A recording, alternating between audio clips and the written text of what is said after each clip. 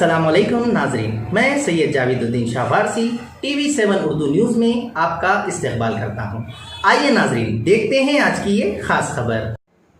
नाजरीन, बैरिस्टर असदुद्दीन अवैसी और रुकने पार्लियामेंट MP हैदराबाद AMIM सदर ने प्रेस कॉन्फ्रेंस के ज़रिए कहा है, प्रधानमंत्री नरेंद्र मोदी ने जो भूमि पूजा में शिरकत किए हैं वो एक सेकुलरिज्म की शिकस्त है। प्रधानमंत्री ने ओथ का भी वॉलेशन किया। आइए नाज़रीन, देखते हैं हमारे नुमाइंदा रिपोर्टर सैयद अकरम की तफसील। प्राइम मिनिस्टर प्रधानमंत्री ने अयोध्या में आज जो भूमि पूजन में शिरकत की उसके बारे में अपनी पार्टी की जानिब से इस पर तबसरा करना चाहता हूँ। आपसे मेरी गुजारिश है, आपसे एक सवाल है कि मैं अंग्रेजी में बोलूँ या उर्दू में बोलूँ। देखिए, मैं शुरू से इस बात को कह रहा था कि वजीर आजम को, प्रधानमंत्री को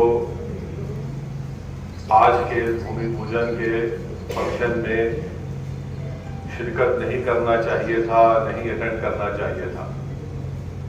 और मैं हमेशा से कहता हूं, आज भी कह रहा हूं, इसलिए कि प्रधानमंत्री, वजीर आजम किसी एक मखसूस या खास मजहब के वो प्रधानमंत्री नहीं है। जो नरेंद्र मोदी की सरकार है उसका कोई मजहब नहीं है। भारत, इंडिया का कोई मजहब नहीं है। आज प्रधानमंत्री ने, नरेंद्र मोदी ने बहैसियत प्रधानमंत्री आज के भूमि पूजन में शिरकत करके उन्होंने जो ओथ लिया था उन्होंने उसका वायलेशन किया है। उन्होंने संविधान की का जो बेसिक स्ट्रक्चर है सेकुलरिज्म, उसको वायलेट किया है। और तीसरी बात यह है कि प्रधानमंत्री का आज के उस फंक्शन में जाना, आज का दिन हिंदुत्व की कामयाबी का दिन है और सेकुलरिज्म की शिकस्त का दिन है। आज का दिन जो प्रधानमंत्री बहैसियत प्राइम मिनिस्टर वहां पर गए,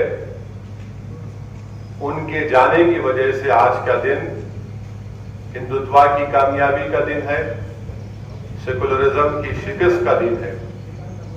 बहैसियत प्रधानमंत्री नरेंद्र मोदी आज भूमि पूजन में जाकर जो उन्होंने वहां पर वो जो चांदी का पत्थर रखा, उन्होंने एक हिंदू राष्ट्र की बुनियाद आज वहां पर डाली है। तो आज का दिन सेकुलरिज्म की शिकस्त का दिन है। आज का दिन जमहूरियत की शिकस्त का दिन है। और आज का दिन याद रखा जाएगा हिंदुत्व की कामयाबी के लिए। आज का दिन याद रखा जाएगा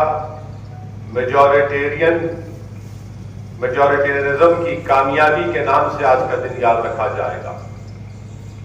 और दूसरी बात यह है कि प्राइम मिनिस्टर ने अपने भाषण में ये कहा, अपनी तकरीर में, अपनी स्पीच में कहा कि देश बड़ा इमोशनल है। यकीनन प्रधानमंत्री नरेंद्र मोदी, असदुद्दीन ओवैसी भी बड़ा इमोशनल है। मैं इसलिए इमोशनल हूं क्योंकि मैं को एग्जिस्टेंस को मानता हूं।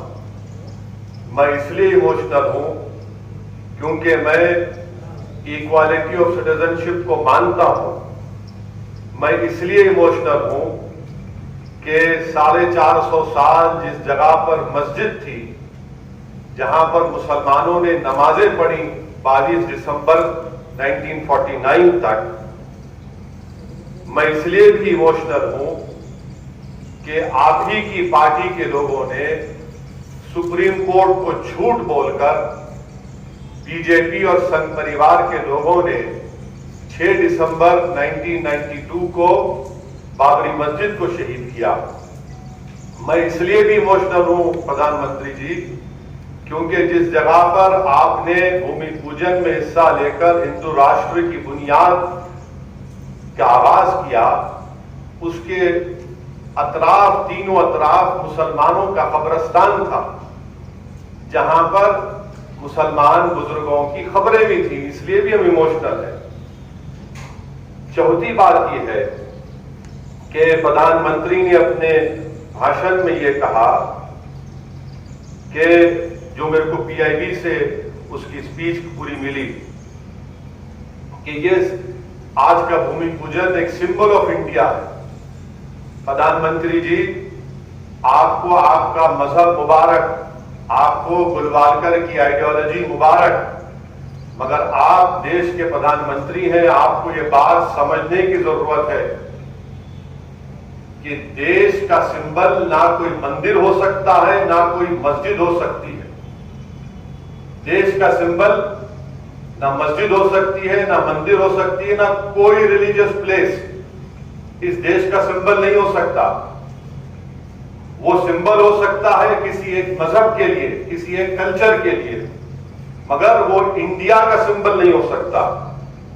और प्रधानमंत्री ने यह कहकर कि मंदिर इस देश का एक सिंबल है, उन्होंने अपने मजहब को, अपनी आइडियोलॉजी को पूरे कंट्री के ऊपर मुसल्लत किया। प्राइम मिनिस्टर ने आज ये अपनी स्पीच में ये बात कहकर मेजॉरिटेरियनिज्म को एंडोर्स किया। छठी बात यह है कि प्रधानमंत्री ने अपनी स्पीच में 15 अगस्त जो हमारे लिए इंडिपेंडेंस डे है, यौम आजादी है, आज 5 अगस्त को प्रधानमंत्री वजीर आजम ने इसको 15 अगस्त से मिला दिया। हम फिर से वजीर आजम को और देश को बताना चाह रहे हैं कि 15 अगस्त हमारे मुल्क के लिए एक आजादी का दिन है। हिंदू, मुसलमान, सिख, ईसाई, बौद्ध सब ने मिलकर इस मुल्क को अंग्रेजों की गुलामी से आजाद करवाया और उनको शिकस्त दी। क्या प्रधानमंत्री ये कहना चाह रहे हैं कि 15 अगस्त से मिलाकर कि उनके चाहने वाले, उनके मानने वाले, उनको आज आजादी मिली? किसको शिकस्त दी प्रधानमंत्री, आपने बताइए। 15 अगस्त को अगर हम लाल किले पर झंडा, तिरंगा लहराते हैं, बड़ी फख्र के साथ लहराते हैं, तो ये पैगाम देने के लिए कि हमने 200 साल के अंग्रेजों की गुलामी के बाद इस देश को आजाद किया। कैसे प्रधानमंत्री फ्रीडम फाइटर्स को, उनकी कुर्बानियों की आज तौहीन की कि आज के दिन को उन्होंने 15 अगस्त से मिला दिया।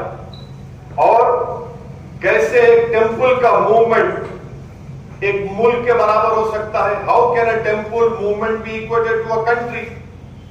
और आखिरी बात की है, बल्कि लास्ट 2 बात, कि आज के इस फंक्शन में मैंने कहा कि ये हिंदू राष्ट्र और हिंदुत्व की कामयाबी का दिन इसलिए भी है, आरएसएस के चीफ वहां पर क्या कर रहे थे और आरएसएस के चीफ का वहां पर मौजूद रहना और उनका तकरीर में यह कहना कि आज का दिन एक न्यू इंडिया बनाया जा रहा है।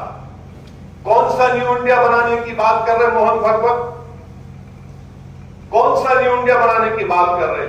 वो न्यू इंडिया बनाने की बात कर रहे जो हिंदू राष्ट्र होगा, जहां पर माइनॉरिटीज को, खास तौर से मुसलमानों को सेकेंड क्लास सिटीजन बनाया जाएगा और मुसलमानों की जिंदगी और मौत का फैसला अक्सरियती तबके के गुडविल पर होगा। यह मोहन भागवत का पैगाम। और आखिरी बात यह है कि आज का दिन इन सेकुलर, नाम निहाद सेकुलर पार्टीज के लिए भी, उनके लिए, उनके तमाम secular, so called secular parties और खास तौर से कांग्रेस पार्टी, इन्होंने आइडेंटिकल एक बयान दिया। क्या दिया? कि ये आज का दिन एक सिंबल ऑफ ब्रदरहुड है, सिंबल ऑफ ब्रदरहुड है।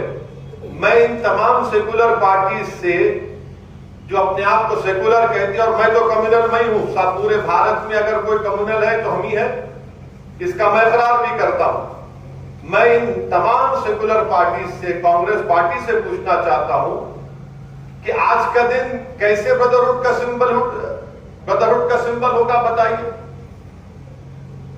जबकि ये राम मंदिर का मूवमेंट हजारों की तादाद में भारत के सिटीजन्स की मौत हुई कम्युनल राइट्स में, ये मूवमेंट एक मस्जिद को शहीद कर दिया गया मूवमेंट में, फिर वहां पर मेकशिफ्ट टेंपल बना दिया गया कि इसको ब्रदरहुड कहते हैं आप। और क्या गुडविल ब्रदरहुड उसी वक्त पैदा होगा जब इंसाफ होगा, जब इंसाफ नहीं होगा तो गुडविल ब्रदरहुड कहां पैदा होगा। और मुझे तो आप अनइक्वल बना दिए मुसलमानों को, तो अनइक्वल कैसा ब्रदर होगा आपका बताइए। ये 7 अहम पॉइंट्स मुझे आप तक बताना था। अगर आपके कोई सवालात हैं तो मैं सवालात का जवाब दे देता हूं या